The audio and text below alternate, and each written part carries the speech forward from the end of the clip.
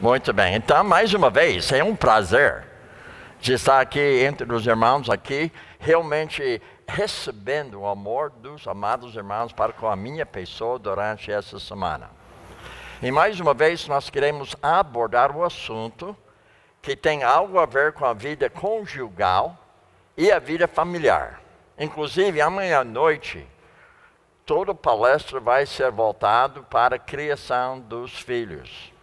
Mas só para você entender por que eu havia colocado do jeito que eu coloquei durante essa semana. Quando o casal não sabe se dá bem entre si, isso vai ser transmitido também para os filhos. O casal é a chave da vida familiar. Quando você percebe uma família com harmonia, é devido ao fato que os pais, entre eles, há harmonia. Devido ao fato que eles têm sabido, entendido como andar em amor. Lembra que nós havíamos abordado ontem? Se vivemos no Espírito, também andemos nele. Então você percebe que nós temos uma posição diante de Deus que se chama santificação posicional. Ou seja, você foi separado do pecado para a luz de Deus. Isso se chama santificação posicional. Ou seja, nós estamos falando sobre piedade, porque piedade e santificação o mesmo assunto. A pessoa piedosa é uma pessoa santa. Uma pessoa que anda de acordo com a palavra de Deus, ela, por sua vez, uma pessoa santa na sua posição diante de Deus, porque ela foi conduzida das trevas para a luz de Deus.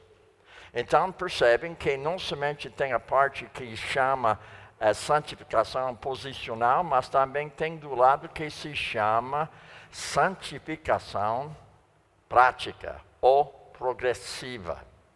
Ou seja, durante essa semana, quantas vezes que eu tenho abordado o assunto de despojamento e revestimento? Você percebe que toda noite eu estava frisando o assunto de despojar-se, revestir-se. Então, isso está voltado justamente com aquele trecho bíblico que eu havia abordado ontem, Gálatas 5:25. Se vivemos no Espírito, também andemos nele. Ou seja, sendo que eu sou crente, santificado, posicional diante de Deus como uma pessoa santa, Deus olha para mim como se eu fosse uma pessoa sem pecado, mas ao mesmo tempo nós temos do lado prático. O lado prático se chama santificação progressiva. Então, por que nós estamos tratando tanto na vida conjugal durante essa semana? Porque os pais, a chave da vida familiar. Agora, vamos abordar o que foi abordado ontem, onde nós havíamos abordado andar em amor. E quando se fala andar em amor, você precisa revestir-se de quê? O amor de Deus. Então, hoje, eu fui na casa do nosso querido irmão aqui, que ele nos levou a louvor hoje à noite, com a sua esposa, tudo mais, fui lá. Eles têm um quadro. Esse quadro está escrito o fruto do Espírito Santo. A chave para você e para mim é para ser submisso ao Espírito Santo. O resultado, o amor de Deus, a alegria de Deus, a paz de Deus, benignidade de Deus, bondade de Deus, fidelidade dele, mansidão e domínio próprio. O que nós necessitamos em nossos casos no dia de hoje, nos revestir do amor de Deus. Ou seja, a minha posição diante de Deus, eu sou santificado. Mas na prática, eu preciso me despojar daquilo que não agrada a Deus e me revestir daquilo que agrada a Deus. Ou seja, a palavra nos fala claramente que nós devemos perdoar uns aos outros e nós entendemos, de acordo com Lucas capítulo 17, verso 3, tomem cuidado, se seu irmão pecar, arrependo-o. Agora veja, Se ele se arrepender, nós devemos o quê? Perdoar. Agora, isso significa que eu vou conceder perdão a ele. Agora, se ele não arrepender, eu vou perdoar de coração. Então, você percebe na vida conjugal, é necessário, porque nem sempre o cônjuge, nem sempre o pai, nem sempre o filho, nem sempre a mãe, nem sempre se arrepende naquele momento. Mas você precisa perdoar de qualquer jeito. Ou seja, você vai perdoar de coração. No dia de hoje, a igreja tem uma confusão muito grande sobre o assunto de perdão. E sem perdão, não há reconciliação. Então, por esse motivo, hoje à noite, novamente, nós estamos abordando o assunto de perdão. Ou seja, isto é conceder perdão à pessoa que arrependeu-se. Agora, pensando assim, perdoar é uma arte perdida na nossa sociedade hoje. Ou seja, dentro da nossa igreja hoje, o problema maior, problema de não perdoar seu próximo. E também no lar, a mesma coisa. A pessoa não perdoa. E você talvez fique pensando, mas por que você pensa desse jeito? Em nosso país hoje, aqui no Brasil, mais do que 55% dos brasileiros se separam depois de 5 anos de casados. Agora, depois de 10 anos, mais do que 60% dos brasileiros entram em divórcio. 60%. Agora, você não acha que é um problema sério aqui no país? Agora, veja bem, você pensa, mas isso só acontece lá fora da igreja. Você sabe que tem muito crente hoje é divorciado. Agora, não quer dizer que a pessoa divorciada é uma pessoa que não pode ser útil na mão de Deus, mas tem suas consequências. Porque não havia aprendido a perdoar. Porque nosso objetivo como conselheiro é reconciliação. E sem perdão, não age então justamente reconciliação. As pessoas vão pecar contra nós sabemos disso, nós somos pecadores. Eu sei que a minha esposa vai pecar contra mim. Não que ela não me ama, não que ela quer pecar contra mim, mas devido à natureza dela, às vezes ela escolhe pecar contra mim. Como também, no meu caso, eu não quero pecar contra ela. Mas sendo que eu sou pecador, o que acontece? Eu acabo em pecar contra ela. Mas sendo que nós temos perdão, nós podemos voltar a ter amizade devido ao fato que houve perdão, que facilitou reconciliação na vida conjugal. Agora veja o seguinte, nenhum crente tem direito de não perdoar seu irmão. Nós devemos perdoar. Veja o que a Bíblia fala. Então Pedro, aproximando-se, lhe perguntou: Senhor, até quantas vezes meu irmão pecará contra mim, que eu lhe perdoe? Agora, eu penso comigo que Pedro já havia tido uma noção sobre perdão. Ele havia pensado talvez 7 vezes. Porque ele já havia entendido o que é 7 vezes. Quantas vezes? Até 7 vezes. Agora, o que eu acho interessante, quando você volta para aquela cultura, lá no passado, os fariseus, a regra deles era perdoar somente 3 vezes por dia. Então, se você pecar contra o fariseu, depois de 3 vezes, ele não perdoa mais você. Ele fala, volta amanhã, eu vou pensar. Mas já perdoei 3 vezes, não vou perdoar mais hoje não. Volte amanhã e eu vou avaliar se eu devo perdoar ou não. Mas quando Jesus falou para eles, em capítulo 17, Lucas, ele falou 7 vezes. E você percebe que o pessoal que está ouvindo isso aí já está pensando, será que é possível perdoar 7 vezes? Inclusive, no verso 5 de capítulo 17, o que eles falaram para Jesus? Nos dão mais fé. Irmãos, perdão não tem nada a ver com a sua fé. Perdão é questão de obediência. Então veja aqui que Pedro, já sabendo o que Jesus havia dito, 7 vezes, respondeu Jesus, não eu te digo, até 7 vezes, ou seja, até 70 vezes 7. Sem limite é para perdoar. Se você não perdoar, não vai haver nunca o quê? Reconciliação na sua casa. Agora veja o seguinte, nós devemos o quê? Conceder perdão para a pessoa que arrependeu-se. Arrependimento é justamente uma volta de 180 graus para lá para cá. Outra noite nós estamos aqui nessa avenida onde fica o hotel e nós estamos procurando um retorno. E logo mais nós estamos vendo a placa ali, retorno. Agora aquela placa retorno é importante para quem que está indo na direção errada.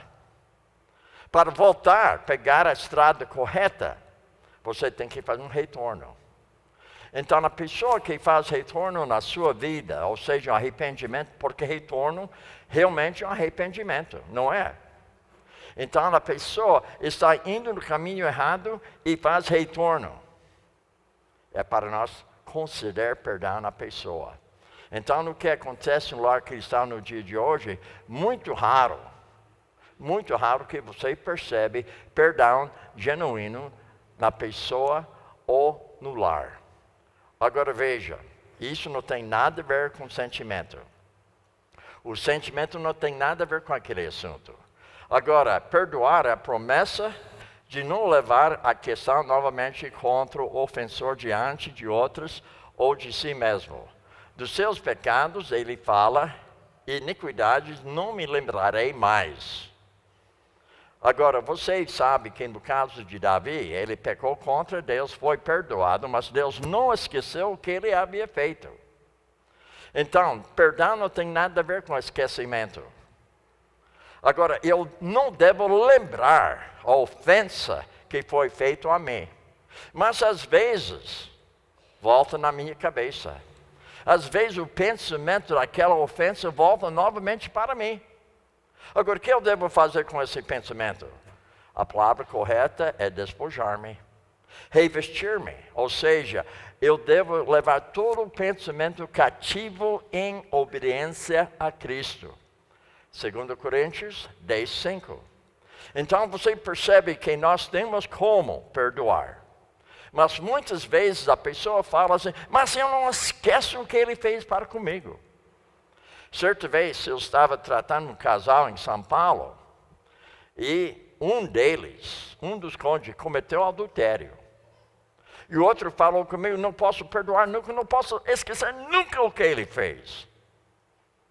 Mas percebe, irmãos, não é questão de esquecer, é questão de não lembrar. Você não deve lembrar a ofensa que foi feita para ti. A questão de você não esquecer, mas a questão de fazer propósito e não lembrar. Porque às vezes o pensamento vem. E quando ele vem, levar todo o pensamento cativo em obediência a Cristo, porque você perdoou ele. Mas isso significa que você vai esquecer. Jamais um cônjuge vai esquecer que seu cônjuge, seu marido, sua esposa, que cometeu adultério, será que ela vai esquecer? Não vai esquecer nunca. Mas a Bíblia ensina, eu não devo lembrar. Agora veja outro aqui. O que fazer se a pessoa não procurar seu perdão? Veja a resposta para isso aí. O amor de Cristo provê um motivo e um modelo para o amor. São duas palavras aqui importantes. O motivo. Qual o nosso motivo de perdoar? Para ter a amizade novamente no lar cristão. Para perdoar os filhos, filhos devem perdoar os pais, pais devem perdoar os filhos, a esposa deve perdoar o marido deve perdoar a esposa. Então, o motivo é o fato que nós amamos quem? A Deus. Nós amamos a Ele porque Ele, no primeiro lugar, nos amou. Então, eu estou correspondendo com o amor de Deus. Agora, quando eu não estou perdoando a pessoa, eu não estou correspondendo mais com Deus. Eu não estou manifestando o amor de Deus para com o meu próximo, para com a minha esposa, para com meus filhos, para com nossos pais. Então percebe, o amor de Deus leva você a perdoar a pessoa. Então em nossos lares hoje, nós entendemos que tem muitos irmãos, até crentes, que não sabem perdoar. Porque eles pensam, perdão significa esquecer. E não tem nada a ver com esquecer. E tem outros crentes que pensam que eu preciso mais fé para perdoar. Eu não tenho fé suficiente para perdoar. Mas Jesus colocou bem claro que perdão não tem nada a ver com fé. Porque quando foi feito, justamente a palavra dos apóstolos, quando eles falam, nos dá mais fé. Então a resposta foi justamente o quê? Uma parábola do mestre e seu servo. E que ele ensinou naquela parábola? Obediência. O servo, obrigado a obedecer. Então o que Jesus está dizendo para eles? Para vocês perdoarem, vocês têm que lembrar que seu dever é obedecer. E seu dever é obedecer seu mestre. E uma vez que você obedece seu mestre, você vai perdoar a pessoa que ofendeu você, apesar de ter sentimento ruim contra ela. Porque o sentimento, ele é neutro. Ele nem é bom nem é mau. Você não tem como controlar o sentimento, mas você tem tudo para controlar seu modo de pensar. Por isso, Paulo coloca para nós que nós devemos levar todo o pensamento cativo em obediência a Cristo. Mas como eu vou fazer isso aí? Eu vou me despojar daquele pensamento que não agrada a Deus, eu vou me revestir justamente com trechos bíblicos que eu havia decorado. Trechos bíblicos que eu havia memorizado, para tirar aquele pensamento na minha cabeça. Agora, se você despojar-se sem revestir-se, volta novamente o pensamento. Agora veja o seguinte, segunda palavra, o modelo. Então tem que ser o quê? Motivado pelo amor de Deus. Ao mesmo tempo, eu tenho um modelo que eu vou seguir. Qual é o modelo? Jesus. A Bíblia nos fala que Deus nos perdoou em Cristo Jesus. E que nós devemos perdoar do mesmo modo que Deus nos perdoou em Cristo Jesus. Agora, se você não perdoar, não vai haver reconciliação no lar cristão. Não tem como ter harmonia no lar. Então, perdão é extremamente importante. Agora, veja o seguinte, o motivo, temos que perdoar porque fomos o quê? Perdoados. Eu vou perdoar porque eu fui perdoado. Não porque eu fui bonzinho, mas porque Deus me amou de tal maneira que Ele enviou seu Filho. E eu fui perdoado por Ele, em Cristo Jesus. Então, lembra que nós temos o quê? A lei de Cristo. E a lei de Cristo são dois grandes mandamentos. Amar teu Deus, amar teu próximo. Ele me perdoou, eu vou perdoar. Ele é nosso exemplo, Ele é nosso modelo. Agora veja o seguinte, o único modo que Deus Santo pode nos perdoar é através de Cristo Jesus, não tem outro. Não tem como perdoar a pessoa se você não é crente. Não tem como perdoar a pessoa se você não tem a santificação posicional que facilita você praticar a sua santificação, ou seja, santificação progressiva, onde você perdoa a pessoa sem limite. Agora, em nosso ser humano, não tem como perdoar. Não tem como. Mas quando você percebe que nós temos sido perdoados por Deus, então nós podemos perdoar nosso próximo. Agora veja Efésios 4:32. Antes, sei uns para os outros, benignos, compassivos, perdoando-vos. Uns aos outros, como também Deus em Cristo vos perdoou. Então, eu fui perdoado. Amém, aleluia, amém, eu fui perdoado. Eu não mereci. Foi a graça de Deus. O que eu mereço, a morte. Mas o que eu recebi em vez, foi justamente a misericórdia de Deus. O que eu mereço, eu não recebo. Mas eu mereço aquilo. Mas o que eu recebi em vez, a graça dele. E a graça dele me perdoou. Eu não tenho como adquirir perdão de Deus somente pela graça dele, através da pessoa de Cristo Jesus. Então, ele é nosso modelo. Ao mesmo tempo que ele é nosso modelo, ele também é nossa motivação. Ele me motiva para perdoar. Agora veja, revestimento novamente.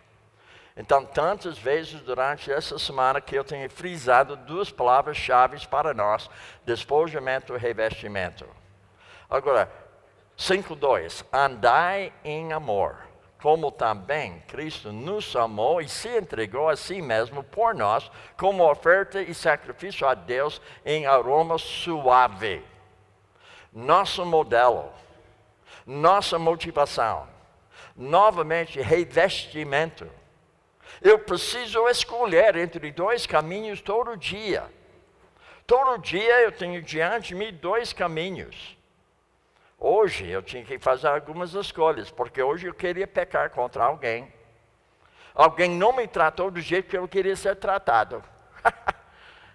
Então eu queria devolver a mesma moeda para a pessoa, mas assim um jeito leve, né? Para a pessoa não perceber que eu pequei. Mas o que eu fiz?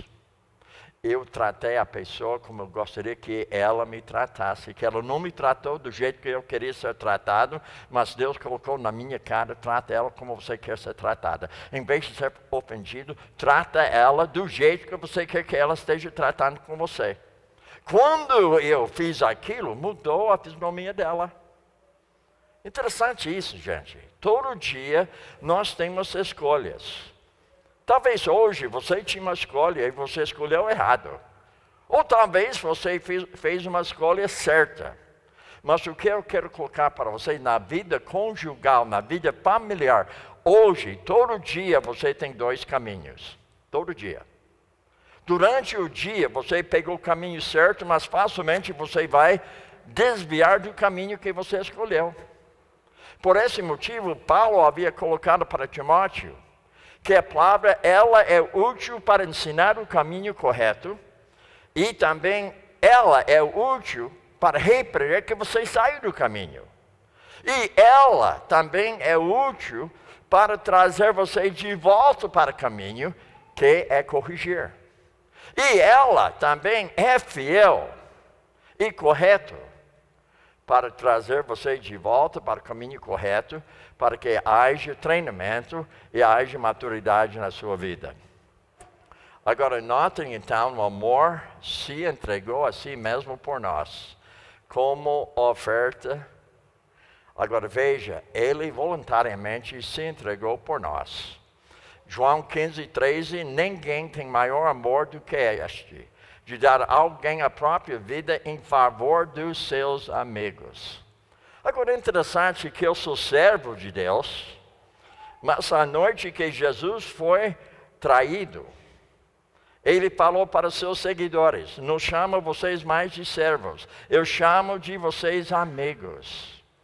Ele só podia chamar eles de amigos pelo fato que ele se entregou por eles, porque eles na verdade não somente amigos deles, mas irmãos dele. Veja que ele fala de dar a alguém a própria vida em favor dos seus amigos.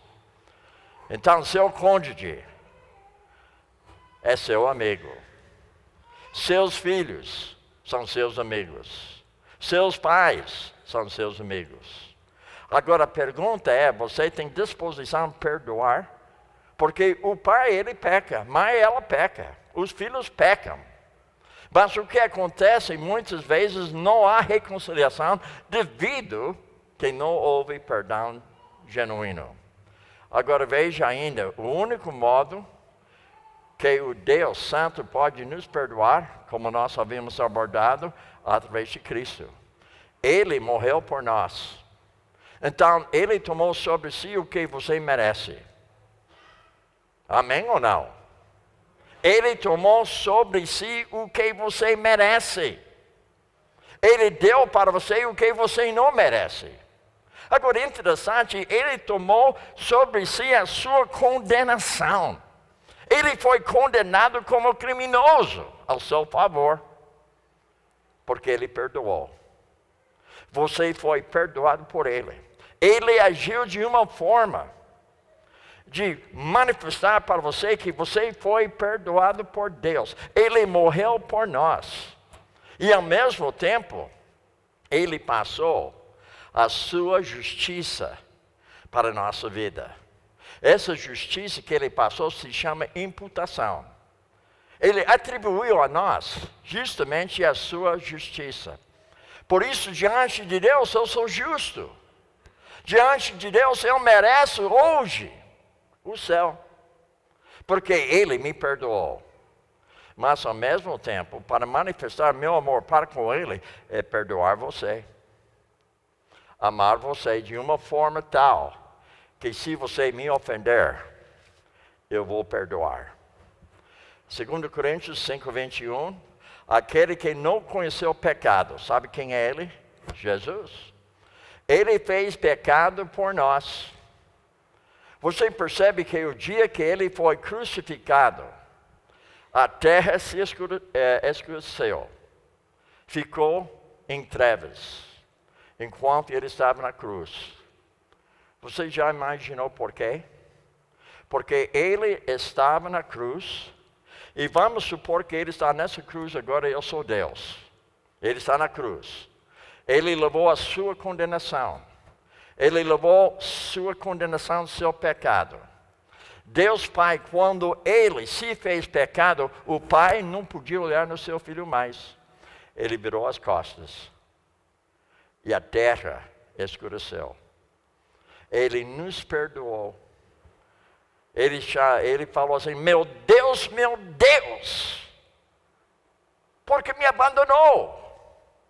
Porque Ele havia levado sobre si nosso pecado, nossa condenação. Deus nos perdoou em Cristo Jesus. Sem a cruz, não há salvação. Não há perdão. Veja, e nele fôssemos feitos justiça de Deus. Hoje, sem mereço, eu sou pecador. Mas quando Deus Pai olha para mim, Ele está vendo uma pessoa justa, porque Jesus levou sobre si minha condenação. Ele se fez pecado no meu lugar, e Ele passou, Ele imputou, Ele atribuiu para mim o que? A justiça dEle. Não anima você? Irmãos, você deve ser tão animado que Deus atribuiu para você a justiça de Deus. Mas muitas vezes, tudo bem, Ele fez, eu já ouvi isso aí. Mas, irmãos, nós devemos ouvir todo dia que Ele se fez pecado em nosso lugar e Ele passou a sua justiça em você e você não mereceu. Você foi uma ofensa para Ele, mas Ele perdoou. O homem em si é uma ofensa para Deus. Pela sua natureza, ele é uma ofensa para Deus. Mas Deus, através de Cristo, fez com que Ele fosse pecado em nosso lugar para nós poderíamos ter justamente a justiça de Deus. Veja ainda, sua morte foi oferta e sacrifício a Deus. Logo, muito mais agora, sendo justificados pelo sangue, seremos por Ele salvos da ira. Porque se nós, quando inimigos, fôssemos reconciliados com Deus mediante a morte do seu Filho. Agora, imagina, antes de você converter, você era inimigo de Deus. Você era inimigo de Deus. Nós, inimigos de Deus.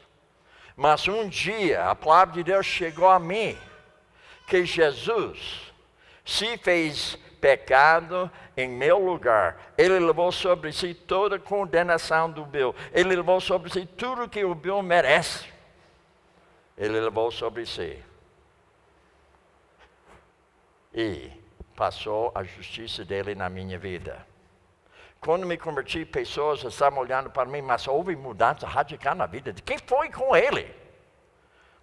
O que foi comigo, o que foi com você? Se você é realmente convertido, Deus fez uma obra na sua vida, uma obra radical que você não é mais condenado diante de Deus. Você é uma pessoa justa diante de Deus. Agora, minha pergunta, isso motiva você? Isso motiva você perdoar a pessoa na sua casa? Isso motiva você ter harmonia na sua casa? Você percebe o modelo que Deus havia nos dado? Ele nos motiva, ao mesmo tempo, um modelo para a nossa própria vida. Hoje, eu estou motivando você pela palavra. E se você tivesse me conhecido mais, você vai perceber que eu sou um modelo de alguém que perdoa. Agora, às vezes, ficando ofendido, eu não gosto, meu sentimento é mau, mas eu vou perdoar. E às vezes a pessoa me ofende, eu não levo a ofensa para mim mesmo. Eu cobro a ofensa com o amor de Deus. Sabe por quê? Ele me motiva. O Espírito Santo me motiva. Mas ele só me motiva se eu sou submisso a ele. Você só vai ter justamente harmonia no seu lar se você está permitindo que ele seja a motivação para a sua vida e o modelo para a sua vida. Reconciliação. Reconciliação não vem sem perdão. Ou seja, reconciliar-se é restaurar a amizade, a harmonia. Vocês sabem, uma vez alguém perguntou, que tipo de caso que você trata no seu gabinete quando você está dando aconselhamento bíblico? Eu diria que talvez 80% das pessoas que me procuram tem problema conjugal e problema familiar. A maioria. Porque não sabem lidar com o pecado na sua vida. Não sabem lidar consigo mesmo. Por isso tem problemas interpessoais. Por isso tem problemas conjugais. Por isso tem problemas familiares. Porque não sabem lidar pessoalmente com o pecado na sua vida. Não entendem o que significa amizade mais. E por outro lado, a pessoa gosta de passar a culpa na outra pessoa, não é isso mesmo? Agora veja outra aqui. Seu sacrifício foi um agradável aroma a Deus, ou seja, Deus ficou satisfeito. Agora, tendo experimentado seu amor, você é compelido a perdoar, motivado por ele. Você tinha uma dívida esmagadora. Mas hoje você não tem mais, porque já foi pago. É como se fosse você com dívida lá no banco e alguém vem pagar sua dívida. Isso é perdão. A dívida foi paga. Mas você cobra seu cônjuge, você cobra seus filhos. Agora não sai daqui dizendo que eu falei que não deve cobrar. Tem meio de cobrar corretamente. Nós devemos cobrar, mas sempre com coração perdoador. Sempre a atitude de perdão para a pessoa. Mesmo que eu tenha de cobrar, eu vou cobrar como? Falando a verdade em amor. Eu vou ser atualizado, não vou deixar a coisa passar. Eu vou atacar o problema da pessoa, não a pessoa, porque a pessoa em si não é problema, ela tem problema. Mas às vezes nós tratamos nosso cônjuge, nossos filhos, nossos pais, como se fosse eles sendo nosso problema. Enquanto nós devemos entender que eles têm problema. Você tem problema. E para você tratar com o problema de outra pessoa, você tem que lidar com o seu problema biblicamente, tirando a viga. Agora, eu não gosto de futebol tanto. Mas eu percebi que a viga lá no campo é grande. Interessante que quando foi traduzido na língua portuguesa, fala viga, não fala. Trave, não fala trave, né? Trave, né? O trave é grande. E quando você julga outra pessoa, é devido ao fato que você tem trave no teu olho. Você não percebe seu pecado. Você ficou ofendido, mas você não percebe que você ofendeu, porque não perdoou. Não perdoar quer dizer que você também é uma ofensa para a pessoa que pecou contra ti. Agora veja o seguinte. Se recusar a perdoar, você não experimentou o perdão de Deus, porque Cristo deu para nós. Alguém me perguntou hoje sobre crentes aqui no Brasil e nos Estados Unidos. Nos Estados Unidos nós temos 60 milhões de evangélicos. Eu duvido que metade são realmente crentes. Sabe por quê? Não porque eu julgo o coração da pessoa, mas eu percebo que não perdoa. E a pessoa que não perdoa, às vezes, dá uma dúvida para mim se realmente eu vou conversar na pessoa dela. Parece que ela não está sendo motivada pelo amor de Deus. Porque ela nunca experimentou esse amor. Certa vez eu estava dando essa mesma matéria para o outro grupo que nem esse grupo hoje. E foi justamente um módulo sobre a família, sobre a vida conjugal. E a pessoa que estava assistindo justamente o módulo era crente, mas não convertido. Era crente da igreja, era membro da igreja, foi batizado, tudo. Já tomou a ceia do Senhor, mas não foi convertido. E ela me procurou depois e falou, pastor, eu nunca perdoei ninguém. Então eu falei para ela, então você tem duas coisas aqui, você está andando em trevas, devido ao fato que você não converteu, ou você está tão longe de Deus, quando você converteu, que você esqueceu como que você é. Agora, eu não falei para ela que ela não era convertida, ela mesma chegou à conclusão que ela não era. O que acontece, às vezes, na igreja, quem sabe tem nessa igreja, né? Eu conversei com algumas pessoas, desde que eu cheguei aqui, eu perguntei sobre a sua conversão. E algumas pessoas têm me falado assim, eu fui criado no lar cristão, né? Eu não perguntei onde você foi criado. Você é salvo? Você teve uma experiência com Deus? Você conhece Ele? Não é questão de ser criado no lar cristão. Graças a Deus que você foi criado. Mas isso não dá garantia da salvação, não.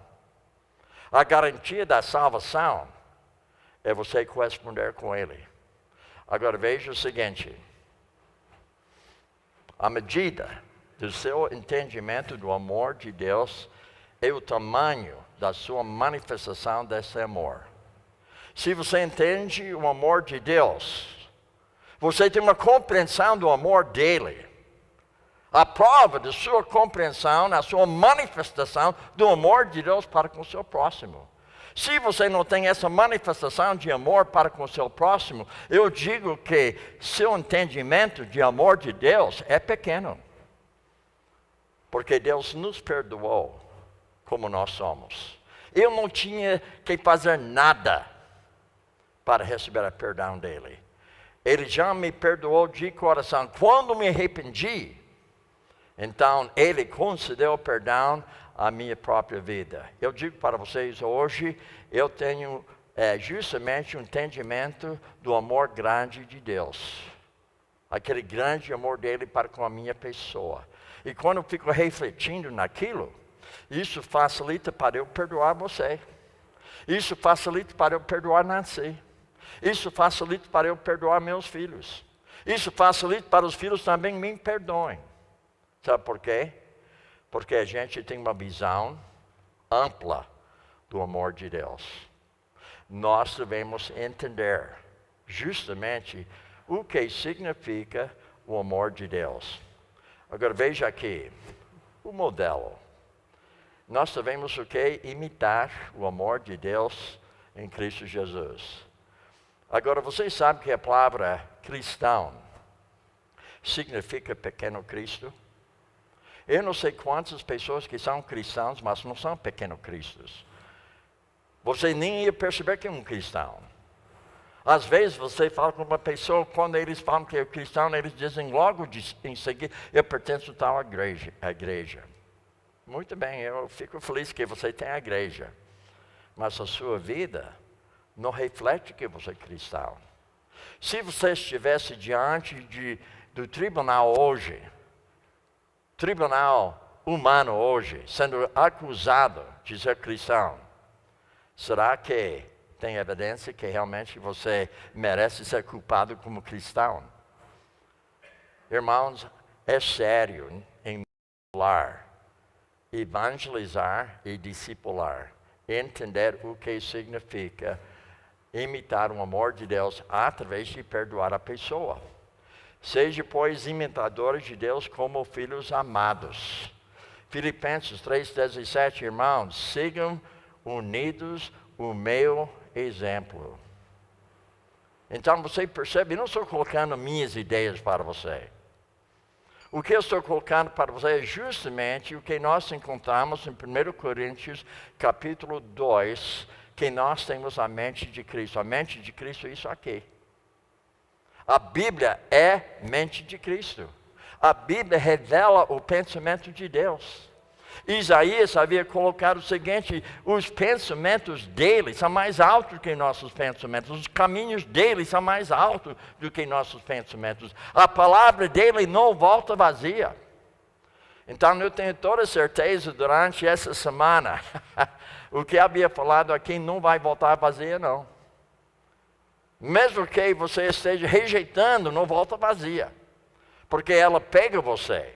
Ela confronta você, ela anima você, ela instrui você, ela exorta você. Então nós entendemos que nosso exemplo fala muito alto aos nossos filhos. Agora, minha pergunta para os pais hoje, os pais estão me ouvindo? Como tem sido o seu exemplo essa semana para com seus filhos? Filhos, esse é um exemplo para seus pais, como tem sido?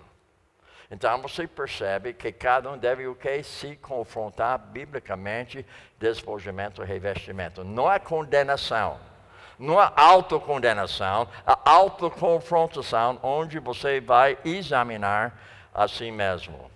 Agora veja, observem os que vivem de acordo com o padrão que lhes apresentamos.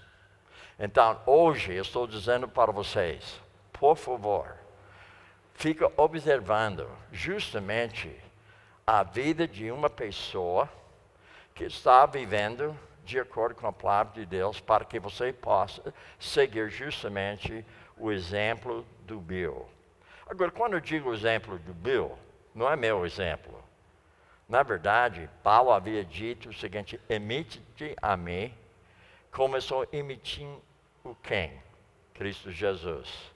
Então, na verdade, você não vai me imitar. Você vai imitar justamente a pessoa com quem eu estou mentindo na minha própria vida. Agora veja o seguinte: ame e perdoe como você foi amado e perdoado em Cristo Jesus. Livremente. Veja ainda, completamente. E também, percebe, disposta em não lembrar mais seu pecado. Irmãos, se isso não anima você, se isso não motiva você, se isso não mostra para você um modelo de perdão, então você está morto aí. Porque a Bíblia coloca para nós um modelo, Jesus, e Ele mesmo nos motiva para perdoar. Então, dos seus pecados e iniquidades não me lembrarei mais. Amém, aleluia, amém. Agora, voltando, conclusão.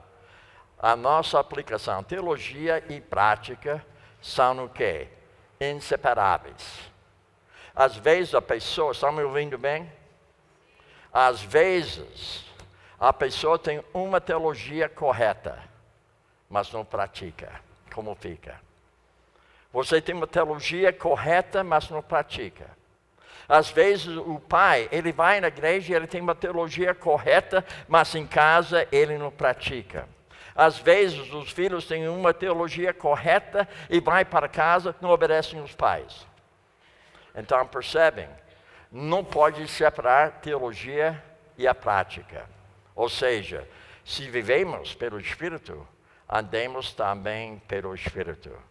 Sejam praticantes da palavra, não apenas ouvintes, enganando-se a si mesmo. Nossa conclusão: o equilíbrio entre o que? A lei de Deus e a graça de Deus. A lei me acusa. A graça faz com que eu possa obedecer à lei de Deus. Irmãos, eu não tenho condições de amar a Nancy do jeito que ela merece sem Deus. Quando eu conheci a minha esposa, eu não conhecia Deus naquele tempo. Meu amor para ela era meu amor. Mas hoje, meu amor para ela não tem nada a ver com sentimento, não tem nada a ver se ela é pessoa boa ou pessoa má. Meu amor para ela hoje é um compromisso, porque é um amor divino. O amor divino, ou seja, eu sou um canudo. Eu estou chupando o amor de Deus passando para minha mulher. Não porque ela merece. E ela faz a mesma coisa comigo. Eu não mereço o amor dela. Mas ela me ama. Eu não tenho dúvida nenhuma sobre o amor da minha esposa para comigo. Sabe por quê? São duas coisas. Primeiramente, ela tem uma teologia correta. Mas ela pratica a teologia dela comigo. Então eu digo para você, talvez você tenha uma teologia correta, a pergunta é, você pratica a sua teologia? Isso que é importante na lar cristão. E eu falei para você não sei quantas vezes essa semana que a força da igreja local são as famílias. E a força da família são os pais. Os filhos estão sendo discipulados pelos pais. E se os filhos não estão sendo discipulados pelos pais, então os pais é uma plena vergonha. Agora notem, porque a lei mata, o Espírito vivifica. Então Paulo coloca para nós bem claro que a lei, ela é necessária, mas ela mata, ela condena. Mas o Espírito vivifica para eu poder o quê? Obedecer à lei de Deus. O Evangelho liberta você da quê? Da prática do pecado. Agora, vocês sabem que a salvação tem 3 tempos? Sabia? 3 tempos. Você foi salvo da penalidade do pecado. Jamais você será condenado. Ele levou sobre si a nossa condenação. Ele atribuiu para nós a justiça dele. Ele imputou justamente o que? A justiça dele para nós. Então, eu fui salvo da penalidade. Isso não anima você? Não motiva você? Você, pecador, foi o quê? Salvo da penalidade. Você não vai para o inferno, você não é condenado mais. Aleluia! Mas às vezes você pensa nisso aí, amém. Eu não tenho penalidade. Não, veja bem. Futuramente, o passado, penalidade. Você foi salvo.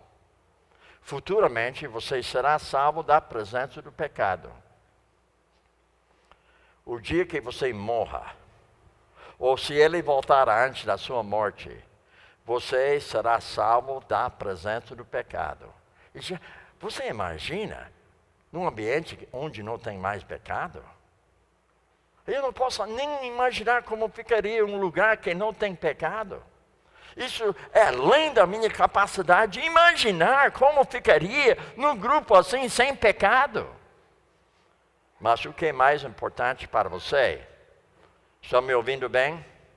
O que é mais importante para você é que hoje você está sendo salvo do poder do pecado. Despojamento, revestimento. O Espírito Santo capacita você. A palavra dele é suficiente, adequada, fiel, verdadeira. E o Espírito Santo capacita você para você poder justamente ser libertado do poder do pecado no dia de hoje. Mas algo continua. Não que você faz uma vez só. Porque todo dia você é tentado. Tem alguém que não foi tentado hoje? Alguém aqui não tinha passado na sua cabeça algo que não agradou a Deus? Ou só eu? Irmãos, eu luto todo dia com meus pensamentos. Mas eu venço. Sabe por quê? Porque o pecado não tem poder sobre mim mais. Porque eu vou me despojar, me revestir. Agora veja o seguinte, vocês foram libertados do pecado e se tornaram-se escravos da justiça. Deixa eu voltar aqui. Eu quero mudar agora nosso estudo para justamente conflitos conjugais que não estão na sua apostila. Eu assumo a culpa. Não vou passar culpa nele não, porque eu mandei para ele todos os estudos. Eu verifiquei lá, olhando lá, não tinha. Mas sabe o que eu vou fazer? Eu tenho aqui na minha pasta, eu vou passar para ele, e ele pode fazer cópias para vocês. Então, eu quero terminar hoje à noite com conflitos conjugais, e você vai ter mais tarde justamente essa parte na sua mão. Inclusive, talvez facilite, porque quando você está olhando para a sua apostila, nem sempre você está me ouvindo. Bem, está me ouvindo, mas não está escutando, né? Então, de certa forma, a apostila complica. Nem sempre, mas às vezes complica. Então, nós vamos ter a apostila lá na tela. Agora, nossa chave, novamente, que é amarás o Senhor teu Deus. E segundo que é, amarás o teu próximo como a ti mesmo. Agora eu sei que vocês, mas será que ele só conhece esse trecho bíblico? Sabe por que eu sempre estou frisando? Porque Jesus frisou. Ele falou, os dois grandes mandamentos. Agora veja o seguinte, Efésios 5, 21, 22, 25, para os casados. Sujeitando-vos uns aos outros no temor de Cristo, as mulheres sejam submissas ao seu próprio marido, como ao Senhor. Maridos, amai vossas mulheres como também Cristo amou a igreja e se entregou por ela. Agora, eu já sei que você está pensando, porque eu já pensei. Eu já sentei-me onde você está sentado. Eu já ouvi esse trecho bíblico não sei quantas vezes, justamente em módulos como eu estou passando para vocês hoje. A mulher tem que ser submissa, o marido tem que amar ela. Eu já sei isso, mas eu quero mostrar para você algo sobre submissão. Submissão é motivada pelo amor de Deus na sua vida para com seu marido. Porque a mulher, ela gosta de amar, mas Deus não me ordenou amar a meu marido, só o marido me amar. Deus ordenou para ele, me amasse. E o marido dele fica pensando, bem, eu não tenho que ser submisso porque a Bíblia fala que ela deve ser submissa. Mas a submissão, sabe o que é? Manifestação de amor. E quando o marido ama a sua esposa, manifestação através do seu serviço para ele. Agora veja bem, Cristo amou a igreja de tal maneira que deu a sua vida. Está comigo? Mas antes de ele dar a sua vida pela igreja, o que ele fez na noite que ele foi traído? Lavou os pés dos discípulos. Agora, para mim, se eu estivesse lá, eu não teria deixado ele lavar meus pés, não. Eu pensando, eu não mereço que o Salvador, o mestre do mundo, ou seja, o mestre criador do mundo, lavar meus pés. De jeito nenhum eu vou lavar, eu seria que nem Pedro.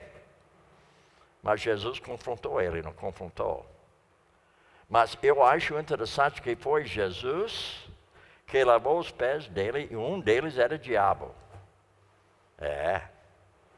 Você percebe que toda noite eu estou usando aqui sandália?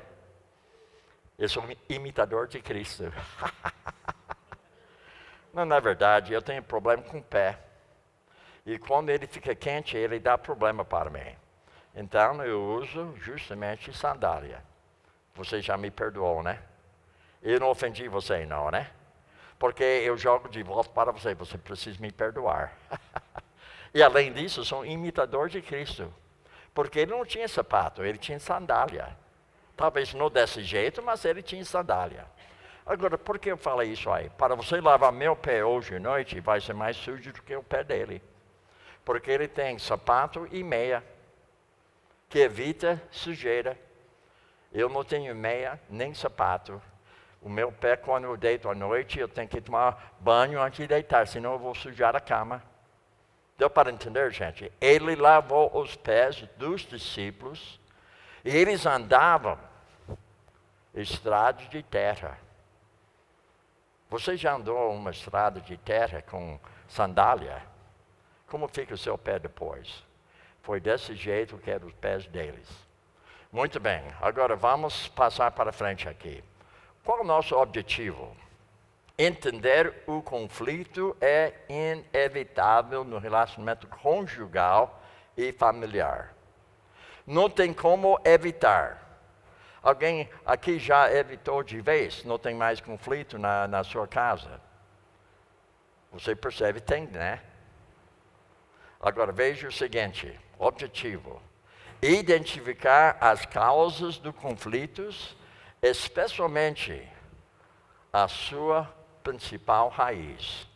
Seja específico, identifique justamente aquela prática que ofende a Deus e ofende seu próximo.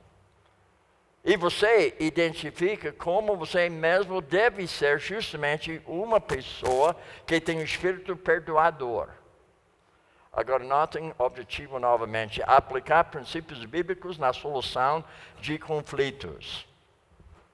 Normalmente é fácil acusar alguém do seu pecado.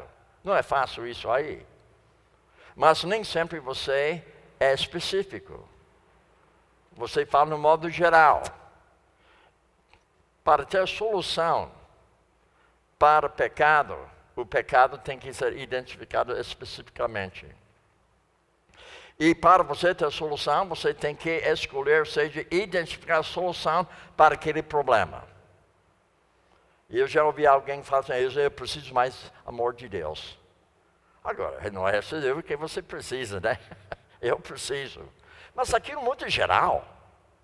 Quando se fala de amor de Deus, não é melhor falar assim, olha, eu preciso ser mais paciente porque a minha boca ofende a minha esposa. Nem sempre eu sou bondoso para com ela. Nem sempre sou benigno para com meus filhos. Nem sempre sou fiel para com meus filhos. Nem sempre eu sou manso para com meus filhos. Nem sempre eu tenho domínio próprio. Sabe o que isso fala? Que você está sendo carnal, porque o fruto do Espírito é justamente o que havia abordado hoje à noite. O amor, paz, alegria, longanimidade, paciência, né? Bondade, benignidade, fidelidade, mansidão, domínio próprio. Agora veja a nossa introdução aqui. Muitos dos conflitos conjugais resultam de uma vida cujo propósito é agradar a si mesmo e não ao Senhor. O problema maior seu é você. É. O meu problema maior é eu mesmo. Agora, às vezes eu falo assim, olha, o diabo me tentou. Mas você sabe que ele não é omnipresente.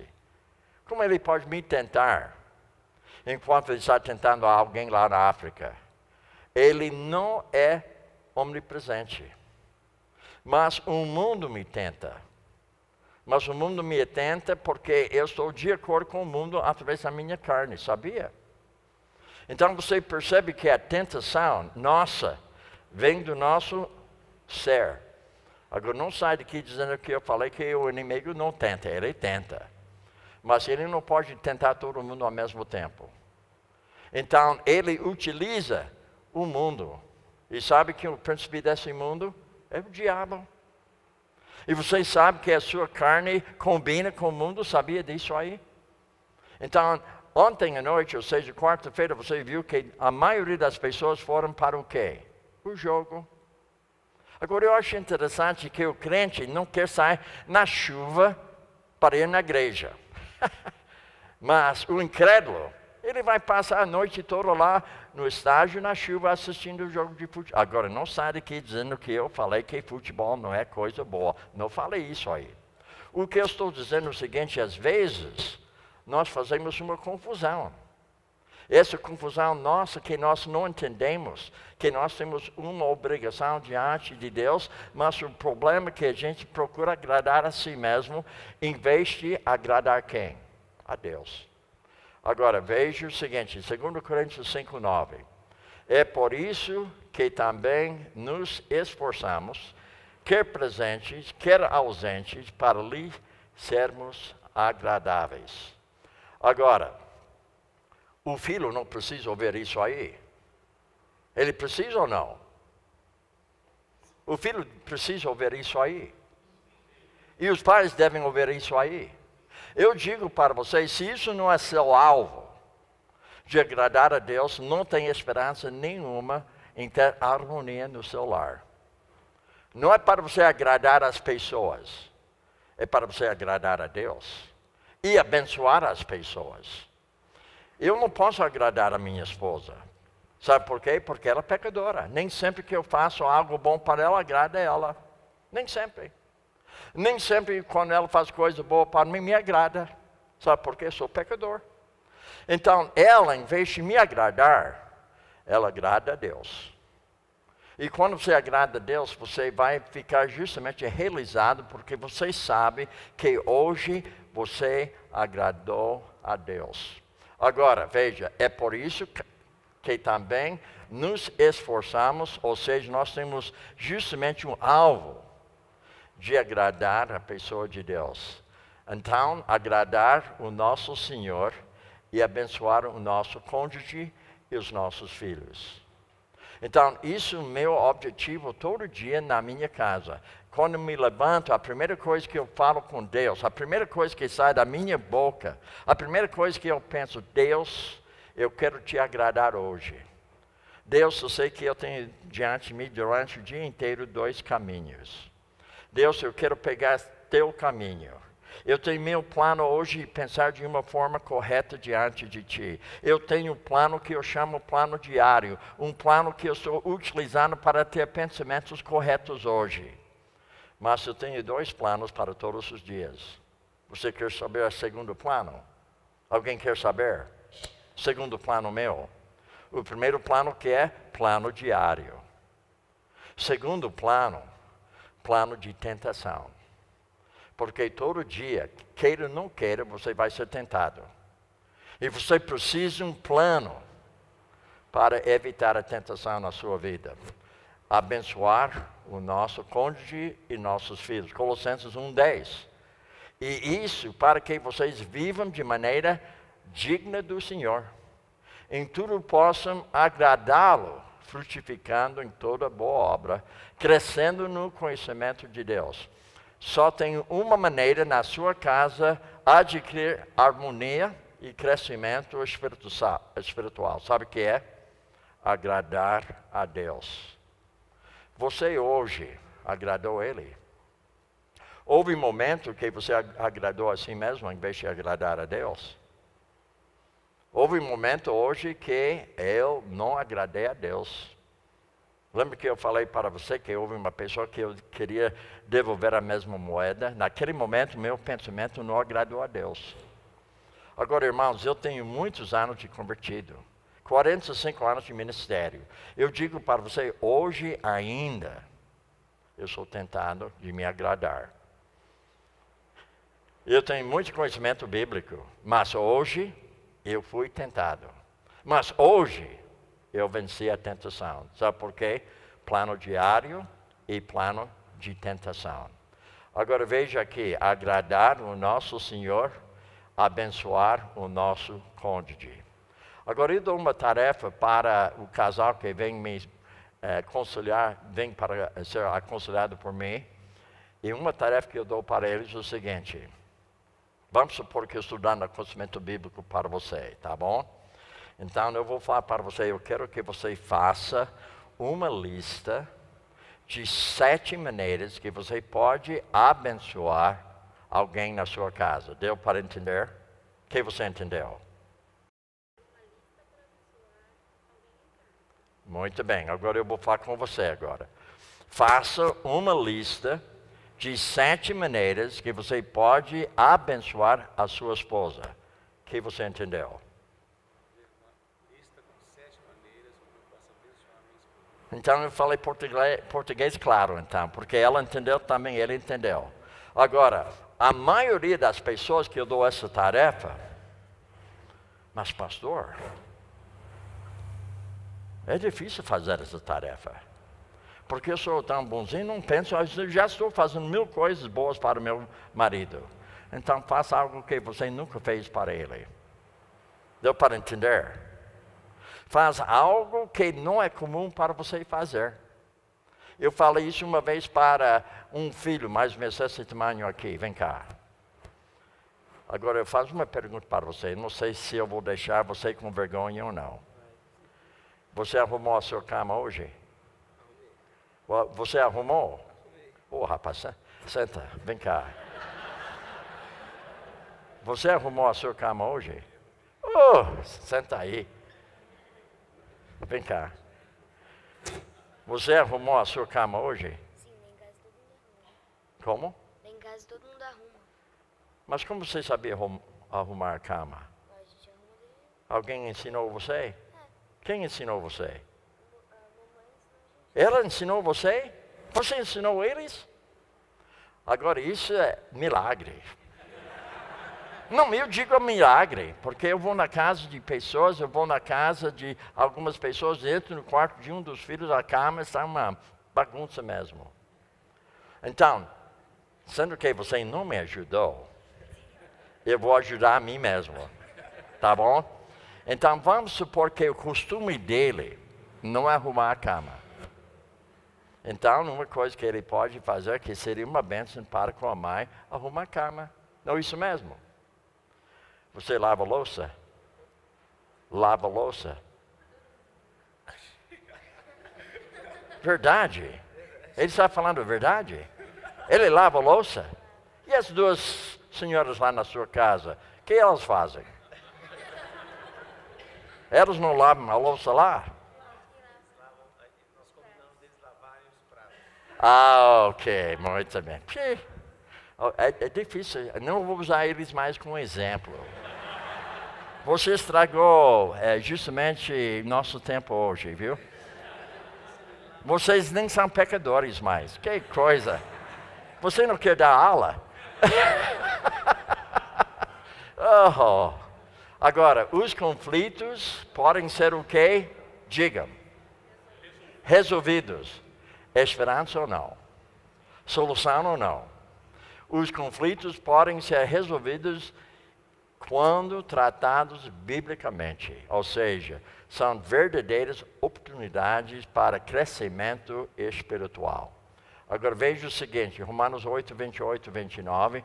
Sabemos que todas as coisas o que cooperam para o bem daqueles que amam a Deus, daqueles que são chamados segundo o seu propósito. Porquanto aos que de antemão conheceu, também os predestinou. Ele gosta dessa palavra, né?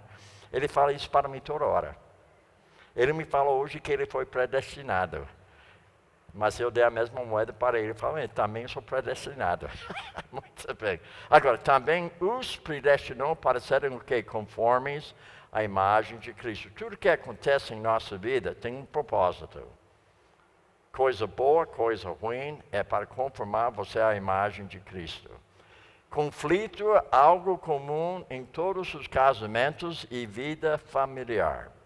O alvo do casamento não é estar isento o quê? De conflito. Mas lidar biblicamente com conflito quando ele acontecer. Agora eu vou fazer uma pergunta hoje à noite para você. Essa semana, desde domingo até aqui, houve um conflito na sua casa essa semana?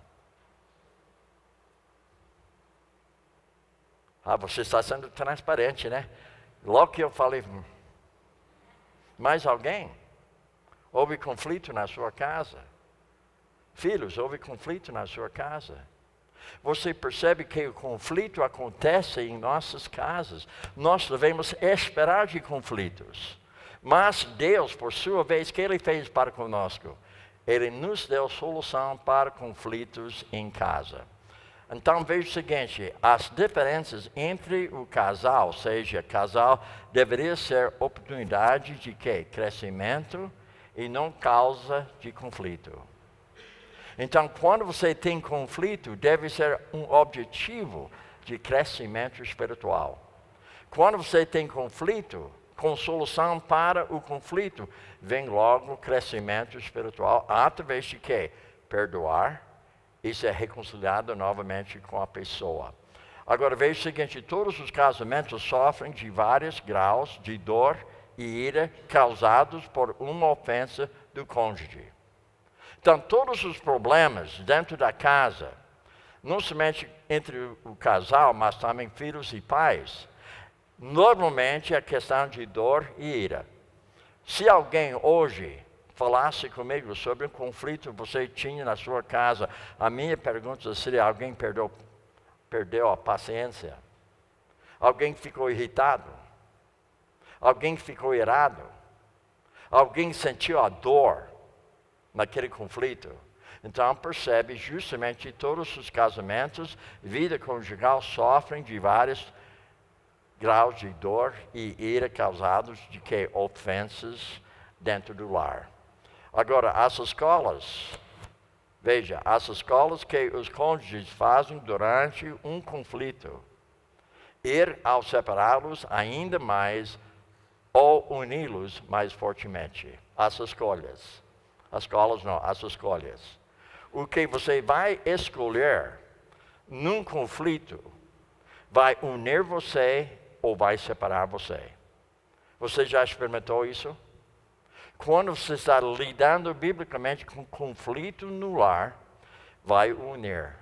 Quando você está agindo de uma forma egoísta, vai se separar. Por isso, no Brasil, tem tanto divórcio hoje. Agora, os Estados Unidos está diminuindo o divórcio lá, sabia? Era 52%, hoje é 48%. Todo mundo fica, puxa, está ficando melhor aqui nos Estados Unidos. Sabe qual é o problema? Não se casam mais. Daí não precisa divorciar, né? Porque tantas pessoas já apanharam em divórcio. Apanharam mesmo. Então eles pensam, bem, melhor ajuntar-se sem casar, porque daí eu não vou ter justamente nenhuma obrigação se eu não estou querendo ficar com ela ou com ele. É uma tristeza. Então pode nos separar ou nos unir. Agora veja o seguinte, possíveis causas de conflito conjugal. Comunicação.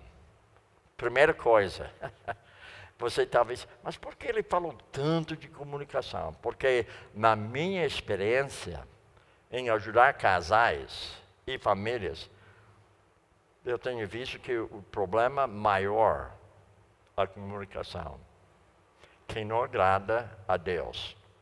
Segundo lugar, trabalho e profissão. Em nosso país hoje, a maioria das mães trabalham. Agora, não sai daqui dizendo que eu falei que é pecado para a mãe trabalhar. Não falei disso aí. Mas o problema é que contribui para o problema. Porque quem está criando os seus filhos? Quando você trabalha, o seu marido trabalha, quem cria os filhos? Percebem, irmãos? É um problema sério. Cria problema na vida conjugal, na vida familiar. Finanças. Finanças é um problema sério nos Estados Unidos e eu estou vendo que é a mesma coisa aqui no Brasil. Você está vendo tantos carros na rua hoje? Quando eu vim para o Brasil, só tinha Fusca. E Fusca era barato naquele tempo também, não era caro. A primeira Fusca que eu tinha, eu paguei $3.500, que seria menos que R$10.000 hoje. Um Fusca. E aquilo foi uma bênção para mim. Mas hoje nós temos carros bem melhores do que Fusca, não é isso mesmo? Quantos são pagos lá? Quantos estão pagando justamente pagamento no carro? Quantos? Talvez você mesmo, né? Agora, não saia daqui dizendo que eu falei que é pecado você ter dívida com carro. Não falei isso aí, mas cria problema para você. Porque quando você está obrigado de pagar empréstimo, vai haver problema porque você não vai ter controle sobre aquilo. Daí o que acontece, uma pessoa fala, mas olha, se você paga R$50 por mês, isso é menos que R$2 por dia. Você não arruma R$2 por dia? Eu arrumo. É mais uma dívida. Deu para entender isso aí? Então o que acontece lá nos Estados Unidos, 80% dos americanos hoje estão com dívida tremenda. Ou seja, eles gastam 10% mais do que eles estão ganhando lá nos Estados Unidos hoje. A maioria dos casais nos Estados Unidos hoje devem entre 10 mil e 15 mil dólares no cartão. No cartão. Cria problema na vida conjugal, na vida familiar. Outra coisa, mágoas. Não houve perdão. Você tem mágoa na sua vida contra alguém no seu lar. Outra, a parte sexual. E também filhos. Às vezes os pais têm problema entre si devido à maneira que eles estão criando os filhos. A mãe não concorda com o pai não concorda com o filho. E distanciamento. Eu não sei quantos casais que eu conheço hoje que estão na mesma casa, eles são casados no papel, mas eles não têm vida conjugal dentro do lar. São separados mesmo. De coração, eles são separados. Mas estão na mesma casa, mas não estão juntos mais. Você percebe, irmãos? Isso cria problema na vida conjugal e na vida familiar. Agora, não julguem, para que vocês não sejam julgados hipócritas. Tire primeiro a viga, trave do seu olho. Então, você percebe, você vai julgar a si mesmo, e depois você vai ter condições de ajudar seu irmão, sua esposa, seu marido e seus filhos, seus pais. Agora, pergunta para ponderar. Vamos pensar nessa pergunta. Quais são as ferramentas que podemos utilizar para melhorar o nosso relacionamento conjugal e familiar? Então, eu quero terminar com essa parte hoje à noite, pelo seguinte. Em vez de eu permitir que você me pergunte hoje à noite, eu vou fazer pergunta. Então, eu tenho 5 minutos de perguntas para você. E se você demorar, eu vou tirar 10 minutos de perguntas. Vai depender de você. E lembra que tem o que lá embaixo? O que tem lá embaixo? O que? Canjica, né? Muito, você gosta? Não gosta? Essa família aqui nunca vi igual. Nunca. Você gosta? Também não? Você gosta? Ah, então você pode ir. Pode ir. Não.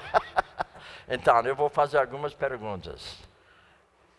O que você pode fazer para facilitar a sua vida conjugal e a sua vida familiar? Já a quinta noite que eu estou com vocês, não é isso mesmo? Hoje é sexta, né? Então, hoje, a quinta noite que eu estou com você, eu quero saber o que você aprendeu sobre solução para a vida conjugal, a vida familiar. E se você não levanta a mão, eu vou chegar e falar com você para você falar alguma coisa. Quem vai levantar a mão? Quem? Quem vai levantar a mão?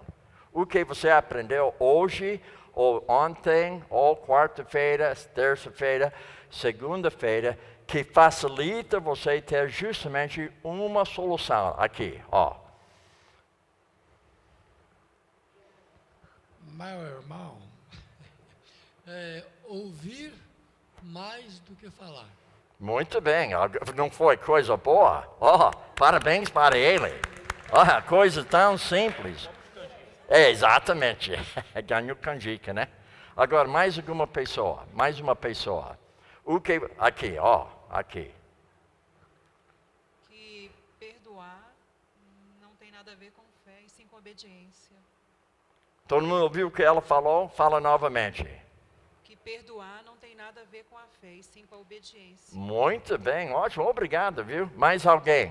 O que você aprendeu essa semana de valor para você, para fazer uma solução na sua casa? Mais alguém? Aqui.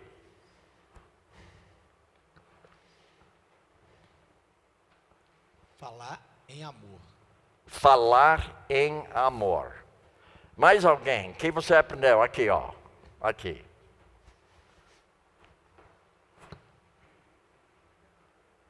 Chamou muito a minha atenção o que o senhor falou. Nós não podemos controlar os nossos sentimentos, mas nós podemos controlar os nossos pensamentos, levando-os cativos a Cristo. Muito bem. Você ouviu o que ela falou? A gente não pode controlar o sentimento, mas o pensamento nós podemos dominar. Porque o fruto do Espírito Santo é o domínio próprio.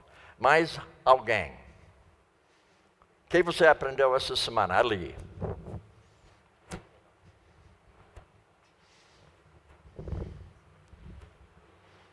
Que antes de julgar os outros, você tem que julgar a si mesmo. O quê? Antes de julgar os outros, você tem que julgar a si mesmo. Ouviu o que ela falou? Coragem, quantos anos você tem? 12 anos, ela falou que ela aprendeu a julgar a si mesmo antes de os outros. Muito bem. Mais duas pessoas, antes de terminar aqui, mais duas pessoas.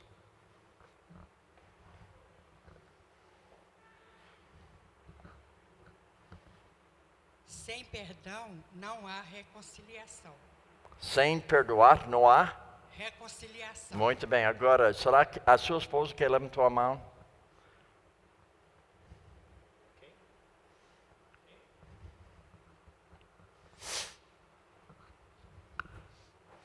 Responda ao invés de reagir. Responder em vez de reagir. Agora, eu vou terminar com um testemunho aqui bem rápido. Eu fui na casa deles hoje e fui abençoado. Fui abençoado pelo seguinte. Eu havia mandado um WhatsApp para minha esposa dizendo que hoje eu não sei o que vai acontecer. Eu vou almoçar na casa deles, mas nunca fui na casa de alguém que é cega. Isso é a primeira vez. Nunca foi. A primeira vez. Então eu pensei comigo, mas como vai ser lá? Ela não me enxerga. Se eu falar para ela que eu sou bonito, ela tem que concordar porque ela não enxerga, né? E se eu falar para ela que eu sou cabeludo, ela não tem como não saber que eu sou ou não sou, né? Mas eu fui lá, o que ela me ensinou hoje. Vem cá, irmã. Vem cá, por favor. Você, vem cá. Você me ensinou hoje. Vem cá. Eu vou pegar a sua mão aqui. Você vem comigo, tá? Muito bem, vem aqui comigo. Eu fui na casa dela. Ela fez assim comigo. Ó, ela colocou a mão aqui. Ela foi mostrando a casa para mim. Quadros. Plantas lá fora. Me mostrou onde fica a cozinha. Ela falou, entra aqui no escritório. Ela me abençoou hoje de tal, nunca foi na casa de uma pessoa cega como ela. E ela manifestou um amor para com a minha pessoa de uma forma bem especial. Então eu falei para minha esposa, amanhã eu vou falar para você como foi na casa dela. Porque eu falei para Nancy, olha, eu não sei o que eu vou esperar lá, porque ela não me enxerga. Mas ela me enxergou. Inclusive, eu falei para ela que ela enxerga melhor do que muita gente. Deu para entender isso, irmãos? Então, eu quero agradecer pela vida dela. Vocês vão permitir? Vão permitir ou não? Pastor, vai permitir? Eu quero agradecer a Deus pela sua vida. Pai Celeste, eu quero agradecer-te, ó Deus, pela vida da minha querida irmã, pela maneira que eu fui recebido na sua casa, pelo amor que ela manifestou para a minha pessoa, e como ela mostrou a casa toda, menos o segundo lugar, o segundo andar. Mas eu falei para ela que eu não queria subir. Mas ela mostrou para mim tudo lá fora, piscina, lugar de oração dela. Ela mostrou para mim as plantas, as árvores, dentro da sua casa. E ela também, ó Deus, me amou de uma maneira tão bonita, que eu posso dizer para ti, ó Deus, hoje à noite, eu sou o melhor homem hoje, porque eu tenho passado o tempo na casa dessa irmã, hoje à tarde. Em nome de Cristo, eu oro, amém, aleluia, amém. Então, eu vou levar você de volta para seu banco, tá bom? Vem comigo.